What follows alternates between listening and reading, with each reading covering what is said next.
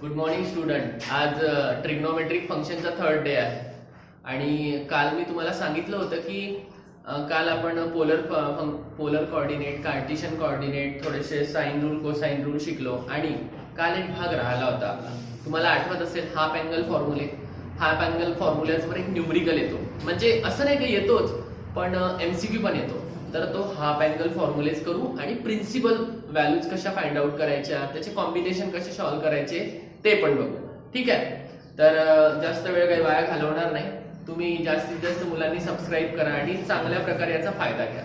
ठीक आहे, तर काल एक क्वेश्चन लिहायचा होता. इफ इन ट्रायंगल एबीसी, काल आपल्याकडे वेळ नव्हता म्हणून थोडासा नाही घेतला. Prove that in triangle ABC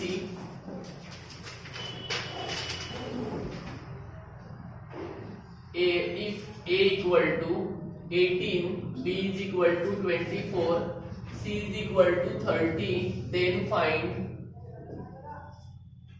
first cos A, second sin A by 2, third cos A by 2. एक पूर्ण क्वेश्चन करू. फोर्थ आहे tan A by 2, फिफ्थ आहे एरिया ऑफ ट्रायंगल ABC आणि सिक्स्थ आहे sin A. बघा, क्वेश्चन खूप चांगला आहे. एमसीक्यू जर आला तर एखादी पार्ट विचारतात, 4 मार्क क्वेश्चन आला तर 4 पार्ट विचारतात, 3 मार्क क्वेश्चन आला तर 3 पार्ट विचारतात. तर सगळ्यांनी चांगलं लक्ष द्या. सगळ्यात पहिलं काय करायचंय, तुम्हाला एस ची व्हॅल्यू फाइंड आउट करायची आहे. एस ची व्हॅल्यू फाइंड आउट करण्यासाठी तुम्हाला फॉर्म्युला आहे a + b + c upon 2. तर तुमची आहे 18 + 24 + 30 upon 2. सगळ्यांची ऍडिशन करा, 72 येणार. 72 ला जर 2 ने डिवाइड केलं तर 36 येणार. ही झाली एस ची व्हॅल्यू. तुम्हाला हे कॅल्क्युलेशन करायचं असणार तर काही कॉम्बिनेशनची गरज असणार आहे, s - a, s - b, तर ते पण काढून घेऊ म्हणजे तुम्हाला कॅल्क्युलेशन पटपट करता येईल. तर जसं बघा, s - a, s ची व्हॅल्यू किती आहे तुमची 18. s ची व्हॅल्यू आहे 36 - 18 म्हणजे आन्सर आला 18. बरोबर. s - b काढून घ्या. 36 मायनस किती आहे 24 म्हणजे आन्सर आला 12. s - c आहे 36 - 30 which is equal to 6. आलं का लक्षात? हे आन्सर आधी काढायचे. आता तुम्ही कोणतंही आन्सर काढू शकता. असा न्यूमरिकल आला, एकच एमसीक्यू साठी येतात, पण तुम्हाला हे कॉम्बिनेशन नसेल तर तुम्ही काढू शकत नाही. तर म्हणून एस नंतर लगेच हे कॉम्बिनेशन काढायचे. आता तुम्हाला पहिल्यांदा आन्सर कोणाचा काढायचा आहे? Cos A. कॉस ए साठी याची गरज नाही. कॉस एचा फॉर्म्युला कालही शिकवला होता. कसं लक्षात ठेवायचा? जर तुम्हाला ए काढायचा असेल ना, तर a स्क्वेअर ला मायनस घ्या. ए काढायचा असेल तर मग ऑटोमॅटिक बाकीचे येणार b square + c square upon 2bc. हाच पॅटर्न लक्षात ठेवा. बी काढायचा असेल तर b स्क्वेअर ला मायनस करा. आता इथे b ची व्हॅल्यू किती आहे? b ची व्हॅल्यू 24 चा स्क्वेअर करा. c ची व्हॅल्यू किती आहे? c ची व्हॅल्यू 30 चा स्क्वेअर करा. नंतर a ची व्हॅल्यू किती आहे? a ची व्हॅल्यू 18 चा स्क्वेअर करा अपॉन 2bc. 24 into 30. 24 into 30. आलं लक्षात? आता इथे थोडंसं तुम्हाला सगळे स्क्वेअर माहिती पाहिजे. 576. 30 चा किती येते? 30 चा 900. 18 चा येते 324 अपॉन हे 2 into 24 into 30. याला मल्टिप्लाय करू नका, आपलं काम सोपी होणार आहे. तुम्ही मल्टिप्लाय केलं तर खूप मोठा नंबर सिम्प्लिफाय करणं शक्य होणार नाही. आता 576 + 900 हे तुम्हाला इकडे साइडला करायचं. 900 + 576 म्हणजे हे होणार 6, 7 आणि 14. मायनस किती आहे? 324. 324 म्हणजे 2 येणार, इथे 5 येणार, 1 1 म्हणजे 1152. तर तुमचा आहे कॉस ए चा आन्सर काढायसाठी 1152 अपॉन 2 into 24 into 30. आता काय करणार? 1152 ला 2 into 256 लिहा. 576 2 into 576 इथे येणार 2 into 24 आणि 30. हा 2 2 कटला. 576 हा 24 चा स्क्वेअर आहे म्हणजे तुम्ही याला असं लिहिणार 24 into 24 इथे येणार 24 into 30. एक 24 कटला. आता इथे वाचला 24 upon 30. याला कसं लिहायचं? 4 into 6, 5 into 6, 6 6 कटला. हे झालं तुमचं कॉस ए चा आन्सर. आलं का सगळ्यांना लक्षात? अशा प्रकारे कॉस ए चा आन्सर काढायचा. इव्हन एमसीक्यू सुद्धा येऊ शकते. एक पार्ट एमसीक्यू आला, पटकन याच्यात व्हॅल्यू पुट करायचं, आन्सर काढून घ्यायचं. आलं लक्षात? सगळ्यांनी चांगलं लक्ष द्या. परत एकदा पटकन सांगतो. सुरुवातीला एस काढायचा, असा न्यूमरिकल आला एस काढायचा, एस मायनस ए, एस मायनस बी, एस मायनस सी पटापट काढून घ्यायचे. कॉस ए विचारला तर फॉर्म्युला सुरू करायची पद्धत कशी असते, ए पाहिजे का, ए स्क्वेअरला निगेटिव्ह ठेवा. ए स्क्वेअरला निगेटिव्ह ठेवले तर बाकीच्या दोन्ही टर्म पॉझिटिव्ह घ्यायच्या, म्हणजे बी स्क्वेअर आणि सी स्क्वेअर. आणि ज्यांना तुम्ही पॉझिटिव्ह घेतलाय त्यांना ट्वाइस लिहायचं. आन्सर संपलं. कॅल्क्युलेशन तर ते तुम्हाला वेळेवर करता येईल. आलं. आता आपण बाकीचे पटापट पार्ट घेऊ. हाच एक पार्ट असते जो थोडासा मोठा असते, बाकी पार्ट एवढे मोठे नाहीये. आता एस ची व्हॅल्यू 36. ठीक आहे.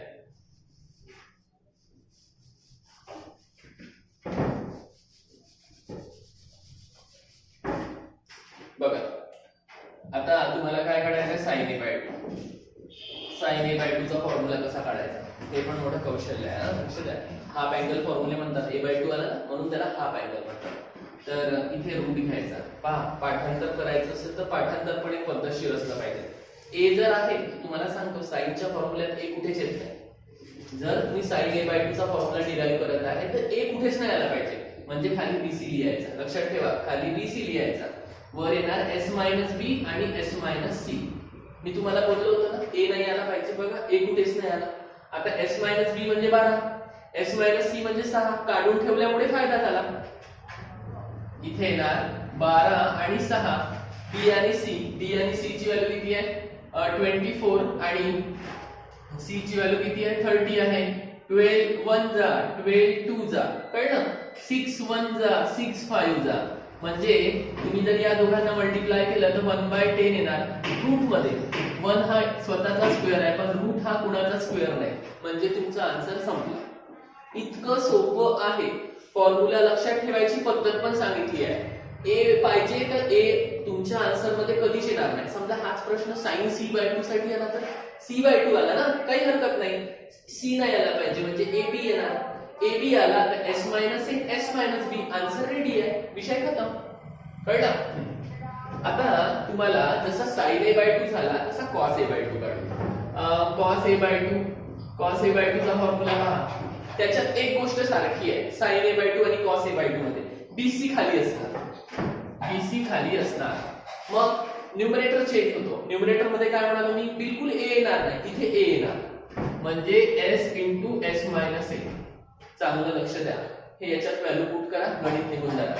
आता एस किती आहे तुमचा, एस आहे एस 36 आहे, 36 आहे आणि एस मायनस ए किती आहे 18 आहे. इथे खाली आहे 24 आणि 30. आता बघा सगळ्यांमध्येच डिव्हिजन जाते. याला जर तुम्ही असं लिहिलं 6 6 जा, हे 6 3 जा, हे 6 4 जा, 6 5 जा, बरोबर. 2 6 कापून टाका, 2 6 सोबत. वर किती वाचले, वर वाचले 18/20. 18/20 म्हणजे 9/10. 9 हा कुणाचा तरी स्क्वेअर आहे, 3 चा स्क्वेअर आहे, याचा अर्थ 3/√10. कोणतंही न्यूमरिकल या प्रकारात कधीच हार्ड येणार नाही. हार्ड तेव्हाच होईल जेव्हा तुमच्या कॅल्क्युलेशन मध्ये थोडीशी गडबड होईल. गडबड नाही झाली तर आन्सर पक्का आहे. तर तुम्ही cos a by 2 काढला, cos a by 2 चा आन्सर येणार 3/√10. बघा काही विशेष नाही होतं, दोघांचा डिनॉमिनेटर सारखा आला. याच्यावरून तुम्ही tan असेही काढू शकता, कारण sin ला cos ने डिवाइड करा तर tan मिळतो. तसं नाही आठवलं तर tan चा फॉर्म्युला पण बनवता येते. एक मार्काला कधी जर क्वेश्चन आला की right half angle formula of tan a by 2, तर काही गोंधळ करायची गरज नाही. दोघांचे फॉर्म्युले लक्षात ठेवा. पहा tan a by 2 चा फॉर्म्युला कसा लक्षात ठेवायचा, tan a by 2 चा फॉर्म्युला लक्षात ठेवायचा आहे. साइनचा वरचा पोर्शन घ्यायचा, साइनचा न्यूमरेटर घ्यायचा आणि कॉसचा न्यूमरेटर घ्यायचा पण डिनॉमिनेटर मध्ये. तर s इंटू एस मायनस ए. 1 मार्क साठी क्वेश्चन आला, write the half angle formula for tan a by 2. तर साइनचा न्यूमरेटर वर ठेवायचा, कॉसचा न्यूमरेटर खाली ठेवायचा. फॉर्म्युला झाला. s मायनस बी ची व्हॅल्यू आपल्याकडे आहे, ते आता आपण पुट करूच. कळलं का सगळ्यांना. बघा s मायनस बी किती आहे 12, s मायनस सी किती आहे 6, खाली s इंटू एस मायनस ए. s तर 36 आहे, s मायनस ए किती आहे 18. पहा 12 1 जा 12 3 जा 6 1 जा 6 3 जा रूट मध्ये 1/9 आले म्हणजे तुमचा आन्सर आला 1/3. संपलं tan a/2. कळलं का? सगळ्यांनी चांगल्या प्रकारे प्रॅक्टिस करा. आता sin a/2 झाला, cos a/2 झाला, tan a/2 झाला. आता एरिया ऑफ ट्रायंगल आणि साइन.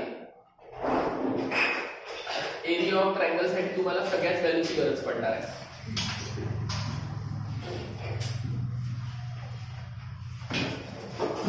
इथे एरिया ऑफ ट्रायंगल ABC बघा फॉर्म्युला येते. एरिया ऑफ ट्रायंगल काय असते? S into S minus A S minus B S minus C. हा फॉर्म्युला आहे, किरोन्स फॉर्म्युला. S ची व्हॅल्यू किती आहे? 36. तर इथे येणार 36. S मायनस A किती आहे? 18. इथे आहे 12 इंटू आहे 6. इथे जे नंबर केले आहे ना छोटे छोटे करा, खूपच सोपी होणार.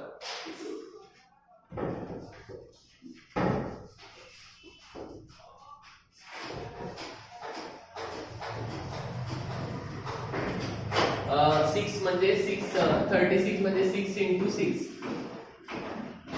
6 इंटू 3 आणि 12 म्हणजे 6 इंटू किंवा 2 इंटू 6 2 इंटू 6 6 तर ऑलरेडी आहेच. पहा इथे इथे झाला 6 चा क्यूब, इकडे पण 6 इंटू 6 इंटू 6. तुम्हाला माहित आहे 6 चा क्यूब असते 216. इथे येणार परत 216 कारण हा पण तर 6 3 टाइम्स आहे ना, म्हणजे याच्यामध्ये लिहू शकता 216 चा स्क्वेअर. स्क्वेअर आणि रूट कटलं 216 स्क्वेअर डॉट युनिट्स. आलं सगळ्यांना लक्षात? अशा प्रकारे आन्सर काढायचं एरिया ऑफ ट्रायंगल. आणि आता सगळ्यात लास्ट व्हॅल्यू आहे ते आहे साइन ए. साइन ए ची व्हॅल्यू काढता तुम्हाला तेव्हा शक्य आहे जर तुम्हाला साइन ए चा स्टँडर्ड हाफ अँगल फॉर्म्युला माहित असेल.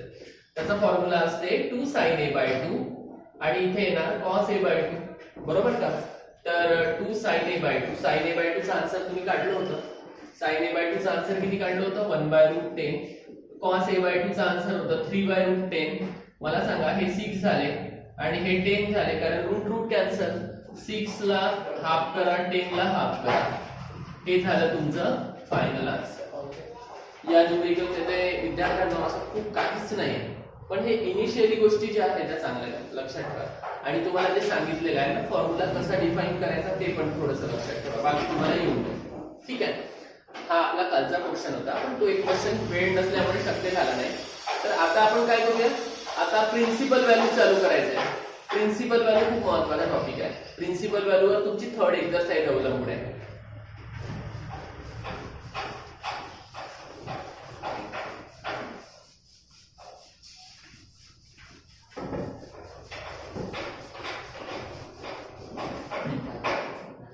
हेडिंग टाकलेलं आहे प्रिन्सिपल व्हॅल्यूज. तुम्हाला हे प्रिन्सिपल व्हॅल्यूज माहिती करायसाठी प्रिन्सिपल व्हॅल्यू ब्रँचचे जे टेबल आहे तो लक्षात ठेवायला लागेल.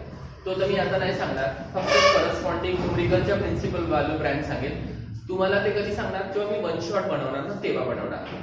ठीक आहे? जसं आता मी याच्यात खूप सविस्तर सांगत नाही. आता ऍक्च्युअली मी तुम्हाला पटकन न्यूमेरिकल स्टार्ट करतो. जसा पहिला न्यूमेरिकल आहे find the principal value of find the principal value of sin inverse 1/2. आलं का? sin inverse 1/2 चा आन्सर काढायचा आहे. आता पहा याची सुरुवात खूप मजेदार आहे. तुम्ही कोणताही प्रश्न असो दिलेल्या फंक्शनला x घ्यायचा. बरोबर? दिलेल्या फंक्शनला x घेतला, नेक्स्ट स्टेप मध्ये तो sin x = 1/2 येणार. म्हणजे तुम्हाला आता दोघं काय लावायचं आहे? sin ची कोणती व्हॅल्यू 1/2 असते? तुम्हाला कोणतंही फंक्शन दिलं असेल त्याला x घ्या y घ्या z घ्या, पण तुम्हाला असं ऑपरेट करणं गरजेचं आहे. आता इथे लिहायचं वी नो दॅट काय लिहिणार? sin ची कोणती व्हॅल्यू 1/2 असते? π/6. आणि सोबत हे लिहायचं की त्याची प्रिन्सिपल ब्रँच व्हॅल्यू किती असते. And principal value branch of sin inverse x is close interval -π/2 to π/2. इथे खूप महत्त्वाचा रोल आहे. ओपन इंटरवल आणि क्लोज इंटरवल तुम्हाला स्पेसिफाय करता आले पाहिजे. झालं. therefore x = sin inverse 1 by 2 equal to pi by 6 such that तुमचं जे आन्सर आहे कोणतं पाय बाय 6 या इंटरवल मध्ये बरोबर लिहायचं minus pi by 2 less than equal to pi by 6 which is less than equal to pi by 2 therefore x equal to pi by 6 is required principal value. याच्यापेक्षा त्यांना काही अपेक्षित नाही, विशेष करून हे अपेक्षित आहे. याच्यावरून तुमचं माहिती काय कौशल्य बघणार आहे ते तुम्हाला ही व्हॅल्यू माहिती आहे का, साइन इनव्हर्सची वेगळी असते, कॉस इनव्हर्सची वेगळी असते, हे तुम्हाला इथून कळणार आहे म्हणून ते आठवणीने हे बघणार. म्हणून हे तुमचं बरोबर असलं पाहिजे. आणि इथे जर ओपन इंटरवल असते तुम्ही इथे इक्वल टू दिला नसता. सगळ्यांना सुरुवातीला कळलं दिलेल्या फंक्शनला x घ्यायचं, y घ्या, कोणतं पण घ्या. x घेतलं की लगेच त्या फंक्शनची व्हॅल्यू डिफाइन होणार. मग तुम्हाला हे सांगायचं की त्याची व्हॅल्यू कोणती असते आणि मग हे वाक्य लिहून घ्यायचं आणि त्याला इक्वल टू दाखवायचं आणि याचं सबस्टिट्यूट करायचं. झालं. एमसीक्यू आला तर पटकनच करता येतं. ठीक आहे, हा झाला पहिला प्रश्न. आता बघा एक निगेटिव्ह येतो. निगेटिव्ह आहे cos इनव्हर्स -1/2. तुम्ही म्हणाल सर 1/2 घेतला नाही, दोघांचे वेगळे अँगल असतात ना. हा π/6 आहे, तो π/6 नाही राहणार कारण cos आणि sin चा डिफरंट आहे. ठीक. तर आणि इवन तुम्हाला निगेटिव्हचं आन्सर पण वेगळं पाहायला मिळेल आणि हे चांगलं पहा.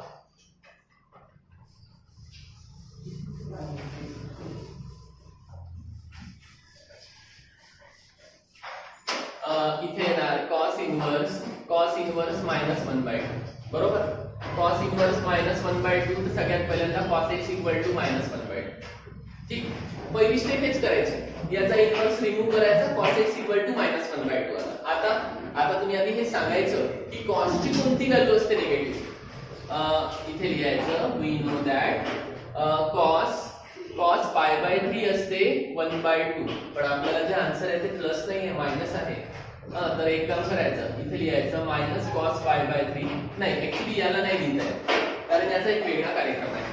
इथे लिहायचं also cos inverse of -x. हे फॉर्म्युले फक्त तिघांसाठी वापरतात. तिघांसाठी कोणासाठी वापरतात ते पण लिहून देतो. Equal to pi minus cos inverse x.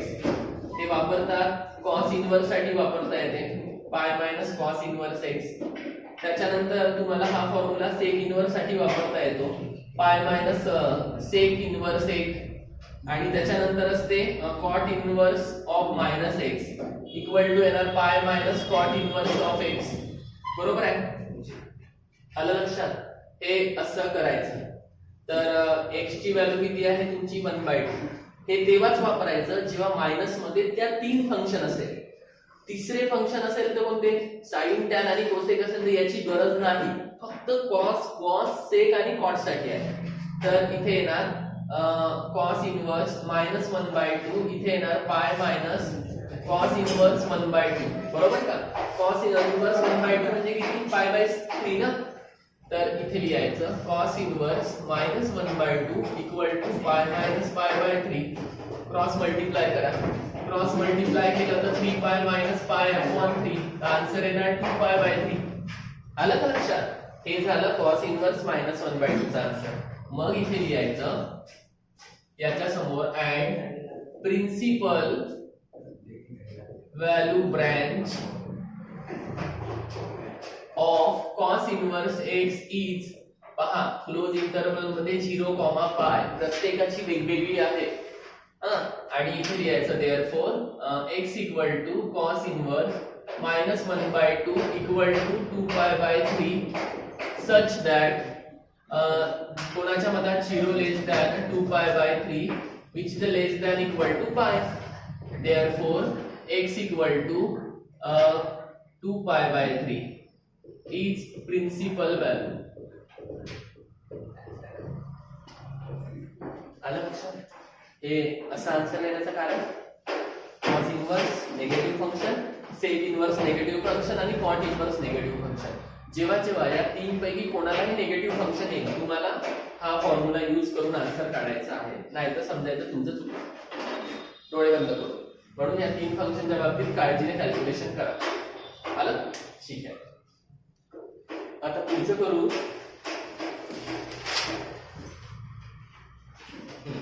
आता तुम्ही म्हणाल की सर इतर फंक्शन सोबत सोबत निगेटिव्ह आलं तर कसं करायचं ते पण आहे, ते पण घेतलेलं आहे आपण.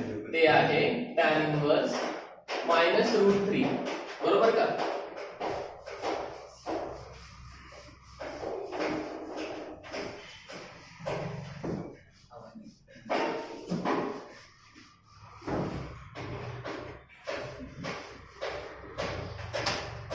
tan इनवर्स -√3 आला. इथे येणार लेट x = tan इनवर्स -√3 बरोबर. तर हा झाला tan x = -√3. फंक्शन कोणतंही असायचं, सुरुवात अशीच करा. मग इथे मेन्शन करा वी नो दॅट tan ची कोणती व्हॅल्यू असते, tan ची π/3 असते. याला मायनस साइननी दोन्ही साइडला मल्टिप्लाय करायचं कारण आपल्याला मायनस पाहिजे ना. तर -tan π/3 इथे येणार -√3. काय केलं आपण, मल्टिप्लाय बाय -1 बोथ साइड. ठीक. तर आता इथे एक आवर्जून फॉर्म्युला हा कधी कधी वापरायचा पहा. हा फॉर्म्युला वापरायचा sin -θ = -sin θ. हा फॉर्म्युला वापरायचा. tan साठी पण चालणार, tan -θ = -tan θ. आणि इकडे कोसेक -θ = -कोसेक θ. बघा मागचा न्यूमेरिकल तुम्हाला बरंच काही वेगळं शिकवलं की कॉस, सेक आणि कॉट सोबत निगेटिव्ह असेल तर वेगळा पॅटर्न आहे, पण या तिघापैकी वेगळे निगेटिव्ह असेल तर तिथल्या तिथे मायनस होणार. तर आता हा मायनस साइन तुम्ही आतमध्ये लिहू शकता. tan of -π/3 = -√3. आलं लक्षात. एवढं महत्त्वाचं आहे. हे तुम्हाला माहिती असेल तर पट्टापट होता. आणि इथे लिहायचं and principal value branch of tan inverse x is open interval -π/2, π/2. ठीक. आता काय करायचं, त्या इंटरवल मध्ये फिट करायचं. देअरफॉर x = काय, tan inverse -√3. tan inverse -√3 = -π/3 such that -π/2 open interval आहे म्हणून फक्त लेस दॅन येणार. हे येणार -π/3 π/2. ठीक आहे. तर इथे लिहायचं therefore x = -π/3 is required principal value. आलं का लक्षात. सगळ्यांनी चांगलं बघावं. इतकं सोपं आहे. विशेषतः हे आवर्जून बघा, तुमचं कोणतंच न्यूमेरिकल कॅन्सल होणार नाही. आता हे तुम्हाला बेसिक कळलं असेल प्रिन्सिपलचं. आता असे मी 2-3 न्यूमेरिकल घेतो ज्याच्यामध्ये तुम्हाला सगळं असं कॉम्बिनेशन आणि प्रूफ दॅट स्लॉट मध्ये मिळेल. तसे घेतले म्हणजे तुम्हाला चांगल्या प्रकारे येईल.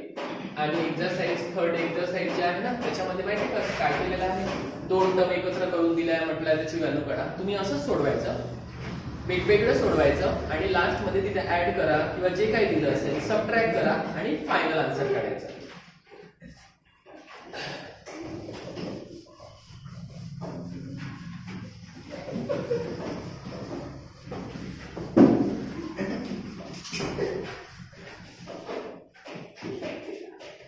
इथे येणार prove that sin inverse -1/2 plus दूसरा आहे cos इनवर्स -√3/2. इथे आहे cos इनवर्स -1/2. स्टुडंट्स हा न्यूमेरिकल कधीतरी 4 मार्कला आला होता, 2 वर्ष आधी 4 वर्ष आधी माहित नाही. आता हा न्यूमेरिकल करायचे फायदे काय, तुम्हाला एका वेळेस सगळेच कॅल्क्युलेशनचे निगेटिव्ह फंक्शन पण करता येतात. आणि दुसरी गोष्ट अशी आहे की प्रूव्ह दॅट क्वेश्चन पण होऊन जातो, कारण असं आलं तर समजायला जर अवघड जाते तर याचा आन्सर काढायचे. आता आपण इथे 3 पार्ट मध्ये सॉल्व्ह करू, कारण ऍक्च्युली एका वेळेस दिसलं तर बरं राहील. पहा लेट x = घेतला sin इनवर्स -1/2 बरोबर. तर इथे तुम्हाला माहिती आहे साइन ची कोणती व्हॅल्यू असते, साइन ची π/6 असते जी 1/2 असते. दोन्ही साइडला मायनसनी मल्टिप्लाय करायचं, दोन्ही साइडला मायनसनी मल्टिप्लाय केलं हे असं झालं बरोबर. नंतर तुम्हाला आता जसे फॉर्म्युले लिहून दिले होते की साइन, टॅन आणि कोसेक असेल तर मायनस घेता येते. बरोबर. ते नंतर आता काय करायचं, इथे लिहायचं प्रिन्सिपल व्हॅल्यू ब्रँच व्हॅल्यू त्याला काही नाही विचारलं of sine inverse x is काय असते -π/2, इथे येणार π/2 बरोबर. इथे लिहायचं x equal to sine inverse -1/2 equal to -π/6 such that काय -π/2 less than equal to -π/6 less than equal to π/2 बरोबर. तुमचं x चा आन्सर आलं -π/6. आता ते तुम्हाला लक्षात आलं असेल, कारण आपण असंच न्यूमेरिकल पहिलं वाला घेतलं होतं त्याच्यामध्ये +1/2 होता तर +π/6 आलं. पटलं? असंच करायचं. तुम्हाला इंडिव्हिज्युअल प्रश्न आला ना 2 मार्काचं एवढं लिहिता बरोबर दिसेल, तो आवर्जून हे बघणार. मी तुम्हाला आधी सांगितलं आणि हे बघितल्यावर तो हे बघेल खरंच याला हे लिहिता येते का. आता दुसरं जे आहे ते cos इनवर्स -√3/2 आणि इथे कोण येणार y जर घेतला तर -√3/2 इक्वल टू cos y बरोबर. आता इथे पहा याचं जरा थोडंसं वेगळं आहे. इथे लिहायचं वी नो दॅट पहिल्यांदा x घेतला होता, दुसऱ्यांदा x घ्यायचा नाही y घ्यायचा. cos कोणती व्हॅल्यू π/6 इक्वल टू √3/2 पण cosचं वेगळं आहे ना फॉर्म्युला. काय वेगळं आहे? आल्सो cos निगेटिव्ह मध्ये असेल तर त्याला असं लिहितात π - cos इनवर्स x. सगळ्यांनी लक्षात ठेवा. मग इथे आता तुम्ही व्हॅल्यू पुट करायची -√3/2 इथे येणार π - cos इनवर्स √3/2 तर हा झाला π - π/6 क्रॉस मल्टिप्लाय करा. इथे 6 गेला तर 6 मधून 1 कमी होणार म्हणजे हे आलं 5π/6 बरोबर. आणि and principal value branch of cos inverse is close interval 0, π. Therefore y equal to cos inverse -√3/2 equal to किती आलं 5π/6 सच दॅट काय असते आन्सर 0, π आहे ना. 0 is less than 5π/6 which is less than π म्हणजे तुमचं आन्सर आलं y इज इक्वल टू 5π/6. आलं का लक्षात? अशा प्रकारे दुसरं पण आन्सर आलं. पहिलं झालं, दुसरं झालं. आता तुम्हाला माहिती आहे का ऍक्च्युअली या दोघांची ऍडिशन करून काढायची आहे. ते ऍडिशन करून टाकू. Therefore LHS equal to LHS हा होता sine inverse -1/2 plus cos inverse -√3/2 तर हे आन्सर आलं -5π आणि इथे येणार 5π/6. तर इथे येणार याला असं लिहा -π प्लस 5π/6 म्हणजे हा येणार 4π/6 हे येणार 2π/3. याला इक्वेशन नंबर 1 द्या. याचा अर्थ काय झाला की आम्ही जो LHS पार्ट सॉल्व्ह केला तो 2π/3 आला. म्हणजे आता जो राईट हँड साइडचा सिंगल पार्ट बाकी आहे त्याचा आन्सर पण 2π/3 आला. तर from 1 and 2 LHS equal to RHS 4 mark. बोर्डात आला तर अशाच प्रकारे सोडवा. ब्रँड बिलकुल 4 मार्क. काय कोणाला विचारायची गरज नाही. तर लेट z इक्वल टू हा घ्यायचा z इज इक्वल टू -1/2 बरोबर. -1/2 घेतला. पटकन इथे लक्षात आलं पाहिजे cos z ची व्हॅल्यू -1/2 झाली. cos ची कोणती व्हॅल्यू 1/2 असते? π/3 असते. cos ची π/3 जी व्हॅल्यू आहे ते 1/2 असते. पण आम्हाला 1/2 नको ना, आम्हाला -1/2 हवी. मग मला तो स्पेशल फॉर्म्युला वापरावा लागेल जो मी इथे वापरला होता. Also cos inverse of -x equal to π - cos inverse x बरोबर. x च्या जागेवर काय पुट करायचा 1/2 पुट करायचा. इथे येणार cos inverse of -1/2 π cos inverse of 1/2. 1/2 कोणाची व्हॅल्यू आहे? π/3 ची व्हॅल्यू आहे. इथे येणार π - π/3 क्रॉस मल्टिप्लाय केला 3π - π/3 म्हणजे हा आला 2π/3 बरोबर का. 2π/3 आला. आता ते प्रिन्सिपल ब्रांच व्हॅल्यू मेन्शन करायची. And principal value branch of cos inverse x is close interval 0 pi. बरोबर. तर कॉस इनवर्स -1/2 ची व्हॅल्यू ही आली. Therefore z is equal to cos inverse -1/2 2 pi by 3 such that 0 less than equal to 2 pi by 3 less than equal to pi. Therefore z equal to 2 pi by 3. Equation number 2. मी तुम्हाला म्हणालो होतो ना 1 आणि 2 चा answer same आला पाहिजे. Same आलं. From LHS equal to RHS झालं. From equation 1 and 2 LHS equal to RHS झालं. संपलं. सगळ्यांना लक्षात आलं असेल. तर आता हा न्यूमेरिकल आहे. इंक वर आहे थोडीशी. तर आता तुम्ही सगळ्यांनी बघून घ्या थोडं 1 मिनिट. सगळ्यांनी चांगलं लक्षात ठेवा. तुम्हाला प्रिन्सिपल सोल्युशनचे न्यूमेरिकल माहिती आहे. मुलं बऱ्याचदा टाळतात कारण हे असं थोडं किचकटच आहे मॅडम. ठीक आहे. दुसरा पॉइंट होता. तर किचकटच आहे. किचकट म्हणजे तुम्हाला हे लक्षात ठेवावं लागेल.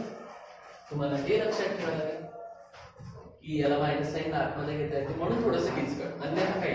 पण आता 4 मार्क क्वेश्चन अटेम्प्ट करायचं म्हटलं तर ब्रँड पाहिजे तेव्हाच ब्रँडेड होणार.